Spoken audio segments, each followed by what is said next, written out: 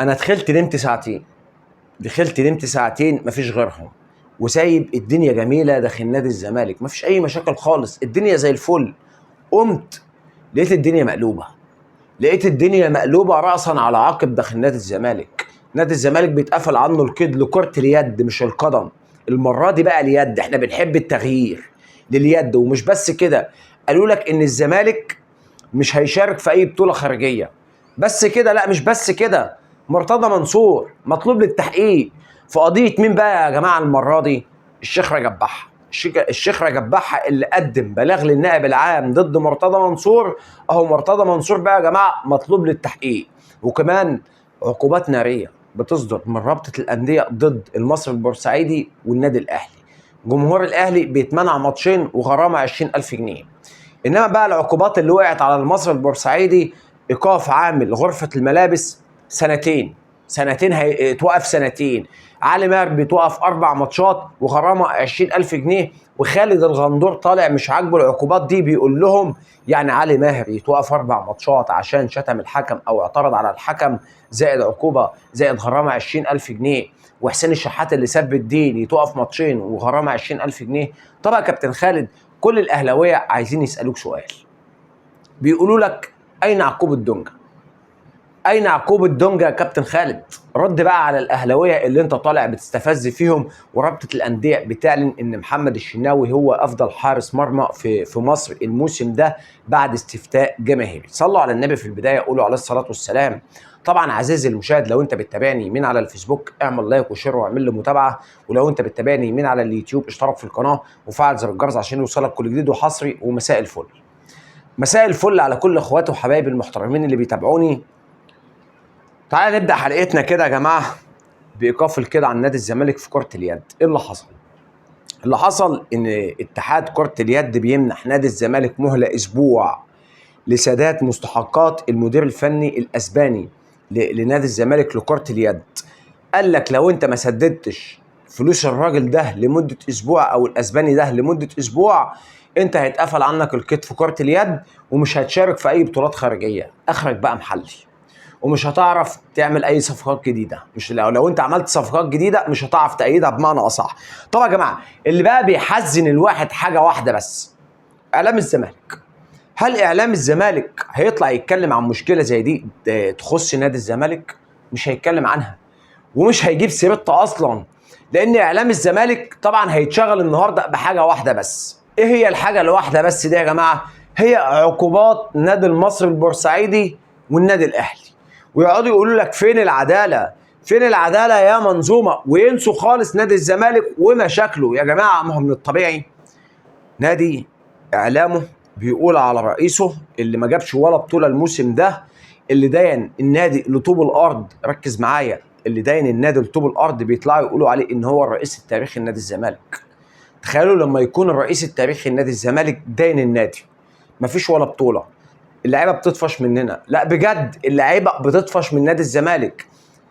تخيلوا يا جماعه، ده حال الزمالك. انت بقى مستني ايه من نادي الزمالك؟ تعالى كده نتكلم في حاجه مهمه كده حصلت عشان اعرفك ان دايما الزملكاويه والزمالك منشغل بالاهلي، وقناه نادي الزمالك اتعملت مخصوص للنادي الاهلي. مين فاكر يا جماعه نهايه الموسم اللي فات لما قالوا ان بن شرقي رايح النادي الاهلي؟ خالد الغندور قال لك انا تواصلت مع بن شرقي، شيكابالا قال لك انا تواصلت مع بن شرقي، هل يا ابني انت هتروح النادي الاهلي ولا لا؟ وطلعوا نفوا ان بن شرقي قعد مع امير توفيق في احد الفنادق الشهيره في القاهره وقال لك ان بن شرقي مش رايح النادي الاهلي. طيب، لما النادي الاهلي اخذ امام عاشور، ايه اللي حصل؟ هجوم زملكاوي، هجوم زملكاوي على امام عاشور والتقليل من امام عاشور والتقليل من مبادئ وقيم النادي الاهلي. طب ما عندك اخبار بتقول ان نادي بيراميدز وقع مع بن شرقي، ليه ما طلعتوش قلتوا ان بن شرقي مش رايح نادي بيراميدز؟ ليه ما جبتوش سيره الموضوع ده؟ ليه يا جماعه ما شفناش الفيلم الهندي اللي بيحصل على قناه نادي الزمالك زي ما حصل مع النادي الاهلي؟ لما نادي بيراميدز اخذ مننا يوسف اسامه نبيه وسيف فاروق جعفر، ليه ما بتتكلموش زي ما بتتكلموا عن النادي الاهلي وبتقولوا ان النادي الاهلي اخذ امام عاشور وعمل كباري واخذ كهربا واحنا بنبعت لك هديه يا خطيب زي ما بعت لك هديه قبل كده كهربا؟ ليه ما بنشوفش الكلام ده؟ لما الاهلي بياخد مننا لاعب مش مننا اصلا، الاهلي ما بياخدش مننا لعيبه، الاهلي اخد كهربا من نادي تاني خلاف نادي الزمالك، من نادي افيش البرتغالي. الاهلي اخد امام عاشور من نادي ميتلاند. الدور والباقي على نادي بيراميدز يا جماعه اللي واخد لعيبه نادي الزمالك من قلب الزمالك. ليه ما طلعتوش اتكلمتوا؟ ليه ما عملتوش فيلم؟ ليه ما هاجمتوش نادي بيراميدز زي ما بتهاجموا نادي الاهلي؟ نادي بيراميدز اللي كان معمول عشان يعركل الاهلي، عشان يطيح بالاهلي. تخيلوا بقى كده انه اطاح بي انا، اطاح بي انا. نادي بيراميدز اطاح بنادي الزمالك يا جماعه، وما زال اعلام الزمالك لسه قاعد زي ما هو بيتطاول على الاهلي وبيتكلم في مشاكل الاهلي وناسي مشاكله، واحنا اتقفل عننا القيد او هيتقفل عننا القيد لكره اليد، وكمان مش هنشارك في بطولات خارجيه. طب نطلع بقى نتكلم عن مشاكلنا؟ مش هنتكلم عن مشاكل، احنا مش هنتكلم عن مشاكل. وتعالى خد اللي بعد كده. مرتضى منصور اهوت يا جماعه بعد تصريحه واتهامه لرجب بحة ان هو بيعمل اعمال وسحر ودجل وشعوذه. طبعا شفنا اهالي قريه الشيخ رجب بحة طلعوا وقفوا معاه ازاي، اهلاويه وزملكاويه، وهاجموا مرتضى منصور وقالوا له ده يا عم ده راجل يعرف ربنا، اتقي الله ان انت تتهم الناس بالباطل. طبعا في بلاغ من الشخص ده اتقدم، او من الشيخ رجب بحة اتقدم للنائب العام ضد مرتضى منصور، ومرتضى منصور طبعا مطلوب للتحقيق. هو يا جماعه هو رئيس نادي الزمالك مين ما قدمش بلاغ ضده؟ هاتولي حد يا جماعه، ده بيجيب مشاكل لنفسه والنادي الزمالك من الهوا. والله العظيم من الهوا. تبقى قاعد في بيتك الدنيا جميله معاك ونادي الزمالك متفل و14 ما فيهوش اي مشكله، يا دوبك مرتضى منصور يطلع 5 دقائق على الهوا عمل 100 مشكله، يعمل 100 مشكله، 100 مشكله تخص نادي الزمالك، و100 مشكله تبقى شخصيه، 100 مشكله تبقى شخصيه، ويرجعوا يقولوا ان نادي الزمالك عليه مؤامره. طب ما يا ابني رئيس ناديك انت اللي بيطلع يتهم الناس بالباطل، اللي بيطلع يغلط في الناس، بيطلع يقول ان الناس بتكسب بالسحر والدجل والشعوذه. انت اصلا كزملكاوي لو فزت على الاهلي وكسبت الدوري وحد جه قال لك انت كسبت بالسحر والشعوذه هتزعل، لان ده تقليل من مجهودك وتعبك طول الموسم. وهو ده اللي بيحصل دايما من مرتضى منصور، دايما التقليل من النادي الاهلي، التقليل من تعب ومجهود الاهلي والاهلاويه. واول ما بيخسر بطوله يقول لك انا بخسر بالسحر، ده انا بخسر بالتحكيم، ده انا بخسر بسبب المؤامره الكونيه. هو ده اللي بيحصل داخل نادي الزمالك. محدش بيحب يواجه مشاكله، ولا حد بيحب يقول الحقيقه، ولا حد بيحب يقول ان الاداره دي فشلت. طب يا جماعه تعالى بقى نروح للعقوبات اللي اخدتها رابطه الانديه. رابطه الانديه يا جماعه اخدت عقوبات ناريه. بيقول لك ايه بقى؟ منع ابراهيم متولي عامل غرف ملابس المصري من مرافقه الفريق لمده عامين بسبب الحركه اللي عملها، وان هو حاطط علم الاهلي على الارض وداس عليه، او مسح بعلم الاهلي الحذاء بتاعه. وايقاف علي ماهر مدرب المصري 4 مباريات زائد غرامه 20,000 جنيه. وايقاف مساعد مدرب الاهلي مباريتين 2 وغرامه 20,000 جنيه. وحرمان جماهير الاهلي والمصري من التواجد ماتشين 2 في مسابقه كاس مصر. دي العقوبات اللي اخدتها رابطه الانديه. تخيلوا بقى يا جماعه ان العقوبات دي مش عاجبه خالد الغندور، وخالد الغندور طالع يستفز في الاهلي والاهلاويه، وطالع يستفز في المنظومه، ويقول لهم بقى اللي يسيب الدين يتوقف ماتشين وعلي ماهر يتوقف 4 ماتشات. طب يا كابتن خالد، يا كابتن خالد احنا عندنا عقوبه بفعل فاضح اسمها عقوبه دونجا. هل هي فين؟ مش يا جماعه رئيس لجنه الانضباط طلع قال لك انا سلمت العقوبه لاتحاد الكره. طب اتحاد الكره قال لك انا ما جانيش حاجه. ايه يا جماعه الفضايح دي؟ ايه الفضايح دي يا كابتن خالد؟ احنا عندنا فضيحه. يعني قبل ما تهاجم الاهلي والاهلاويه بص لنفسك، بص جوه بيتك قبل ما تبص جوه بيوت الناس يا كابتن خالد. شوف العيوب اللي عند حضرتك قبل ما تتكلم عن عيوب الاخرين يا كابتن خالد.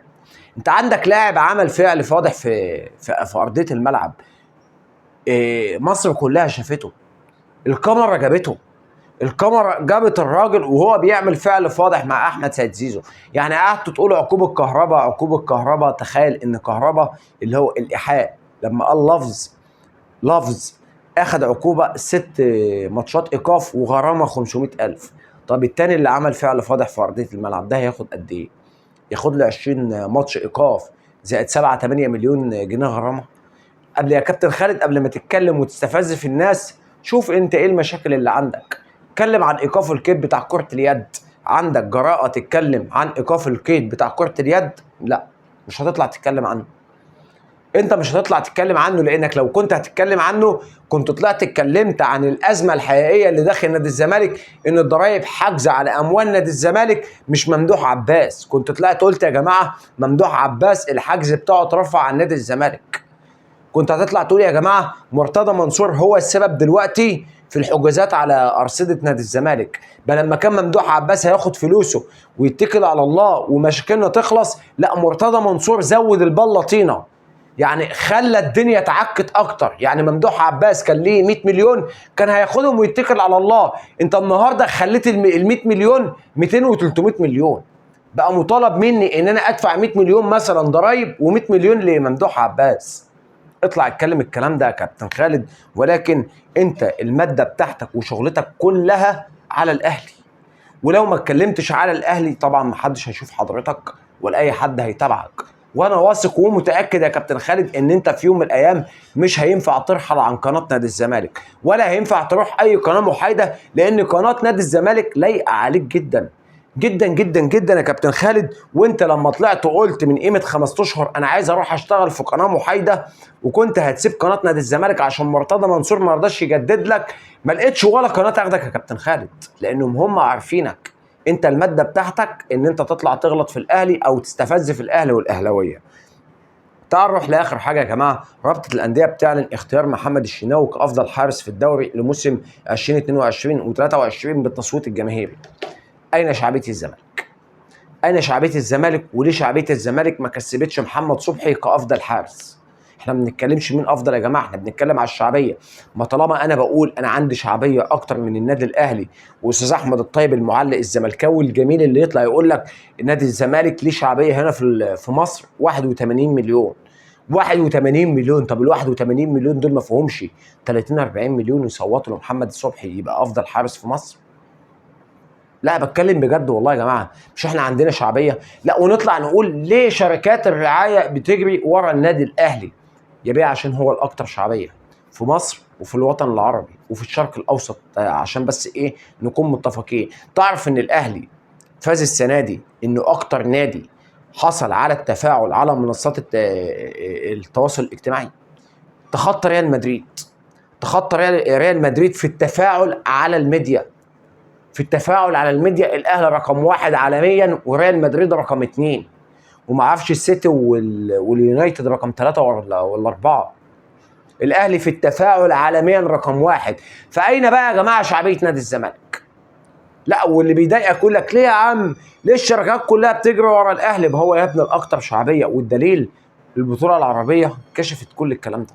شوف عدد جماهير نادي الزمالك في البطوله العربيه في المدرجات كان قد ايه، وشوف الاهلي في كاس العالم للانديه في المغرب شعبيه الاهلي كانت قد ايه. شعبيه الاهلي كانت قد ايه. شوف الاهلي لما بيجي يلعب في اي بطوله في اي مكان في الدول العربيه، يروح يلعب ماتش تلاقي الملعب كده، تلاقي الملعب كده بجد يا جماعه. ده المشجعين اللي كانوا قاعدين على القهاوي او المقاهي او الكافيهات في السعوديه اكتر، الاهلاويه اللي كانوا بيدعموا الزمالك بالمناسبه في البطوله العربيه كانوا اكتر من الناس اللي قاعده في المدرجات بتاعت نادي الزمالك. فيا جماعه محدش يطلع يقول لك ليه الدوله بتدي الاهلي رعايه اكتر. الدوله ما بتديش رعايه لحد، دي شركات خاصه هي اللي بتجري ورا الاهلي عشان هو الاكثر شعبيه. طبعا يا جماعه انا وصلت لنهايه حلقتي، اتمنى في النهايه نعمل لايك وشير، والسلام في حلقه جايه، اشوفكم على خير، والسلام عليكم ورحمه الله وبركاته.